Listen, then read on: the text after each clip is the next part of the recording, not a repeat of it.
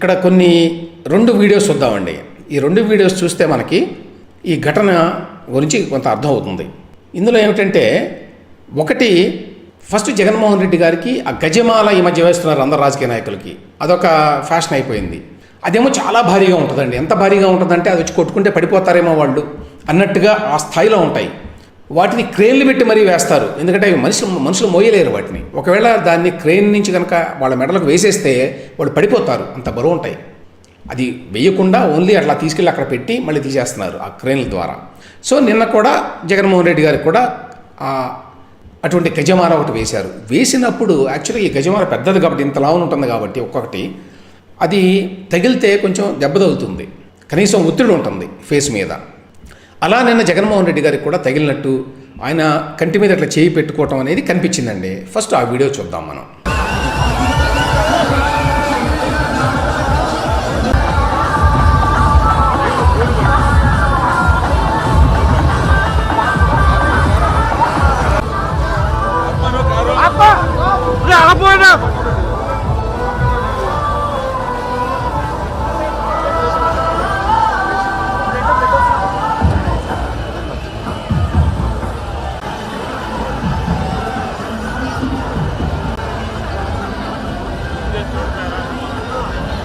Dasu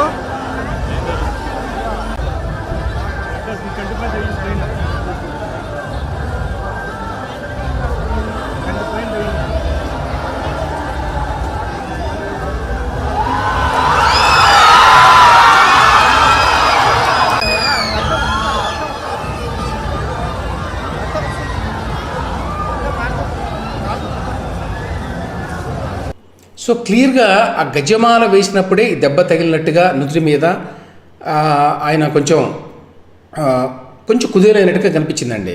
visual క్లియర్గా అంతా చుట్టూ అందరూ రావటం, ఎవరో వచ్చి హ్యాండ్ కర్చీఫ్ తోటి కొంచెం అద్దటం, ఇట్లాంటివన్నీ జరిగినాయి. కాబట్టి గజమాల వేసినప్పుడే జగన్మోహన్ రెడ్డి గారికి కొంచెం ఏదో తగిలింది అక్కడ దెబ్బ. ఆ తర్వాత యాక్చువల్గా రాయి వేసిన ఘటన మళ్ళీ ఇంకోటి చూడండి. ఇది ఇంకొక వీడియో.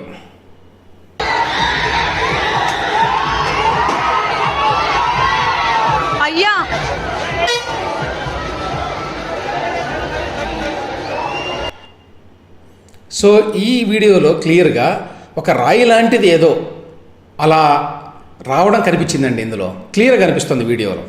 సో ఇక్కడ 2 ఘటనలు జరిగినట్టే కనిపిస్తుంది. ఒకటి, గజమాల వేసినప్పుడు ఆయనకి దెబ్బ తగిలింది. ఆ తర్వాత రాయి విసిరారు. రాయి విసిరినప్పుడు ఎంత దెబ్బ తగిలింది ఏమిటి అనేది మాత్రం లేదు ఇందులో, ఈ వీడియోలో కనిపించట్లా మనకి. అది ఇక్కడ ఆశ్చర్యం. అంటే రాయి విసరడం వల్ల ఈ దెబ్బ తగిలిందా, లేదు గజమాల వేసేటప్పుడే తగిలిందా అనేది ఇప్పుడు ఇది చూస్తే అనుమానం వస్తుందండి. అది కీలకమైన విషయం అండి.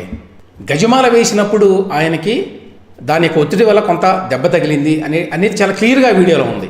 అది ఎక్కువసేపు ఉంది ఆ వీడియో కూడా. రెండో వీడియో రాయి విసిరినట్టుగా కొంచెం పక్క తప్పుకున్నట్టుగా జగన్మోహన్ రెడ్డి గారు కనిపిస్తోంది.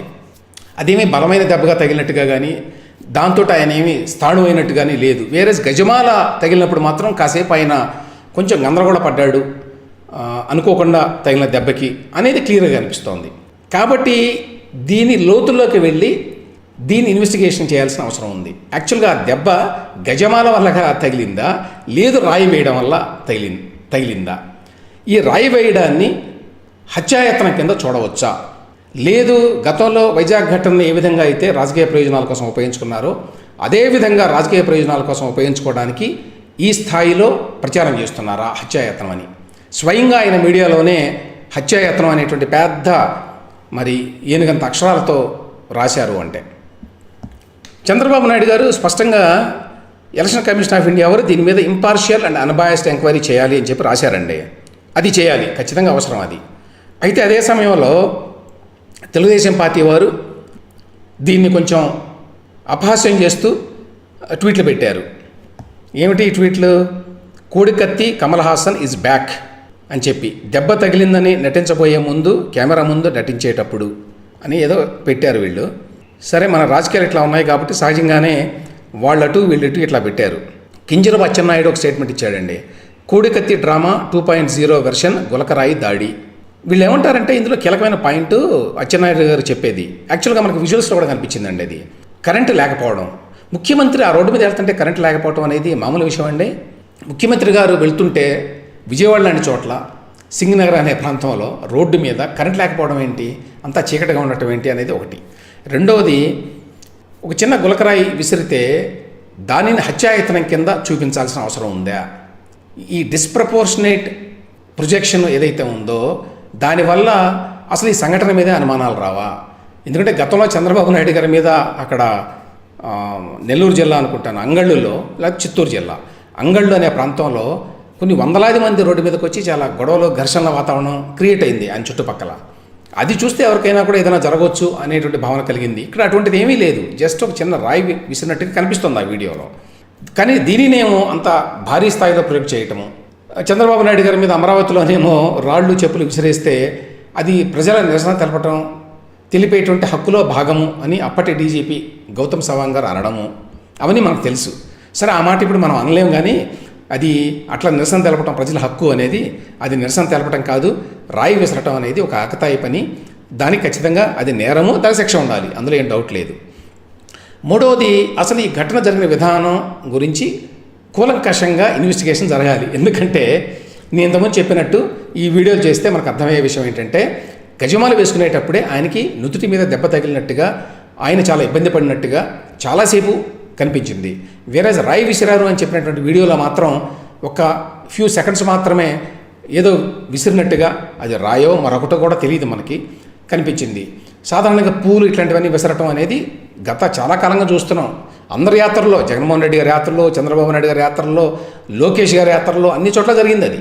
ఇతర నాయకులు ఎవరైనా సరే పాదయాత్ర కానీ, ఓపెన్ టాప్ జీపులు కానీ వెళ్ళేటప్పుడు ఇటువంటివి జరుగుతున్నాయి, పవన్ కళ్యాణ్ కావచ్చు. కాబట్టి దీన్ని ఈ స్థాయిలో ఎలక్షన్ టైంలో ప్రొజెక్ట్ చేసుకోవడం అంటే, తన సొంత పత్రికలో హత్యాయత్నం అని స్పష్టంగా రాసుకోవడం అంటే, ఇది అంత నమ్మదగిన విషయంగా లేదు. అందువల్ల ఖచ్చితంగా దీనిని ఎలక్షన్ కమిషన్ ఆఫ్ ఇండియా వారు స్థాయిలో దీని మీద విచారణ జరపాలి. అదేవిధంగా వీలైతే సెంట్రల్ గవర్నమెంట్ ఏజెన్సీస్ మాత్రమే విచారణ జరపాలి దీని మీద. ఎందుకంటే రాష్ట్ర ప్రభుత్వ వైఫల్యం, రాష్ట్ర పోలీసుల వైఫల్యం ఇందులో స్పష్టంగా కనిపిస్తోంది. కాబట్టి వాళ్ళనే విచారణ చేయమంటే నిజాలు బయటకు వచ్చేటువంటి అవకాశం కూడా లేదు. కాబట్టి ఖచ్చితంగా సెంట్రల్ ఏజెన్సీస్, సిబిఐ లాంటి వారు, ఎందుకంటే గతంలో కోడికత్తి కేసుని ఎన్ఐఏ వారికి ఇచ్చారు, నేషనల్ ఇన్వెస్టిగేషన్ ఏజెన్సీ వారికి, అట్లా సిబిఐ వారికి ఇస్తే ఇందులో వాస్తవాలు పూర్తిగా తెలుస్తాయి.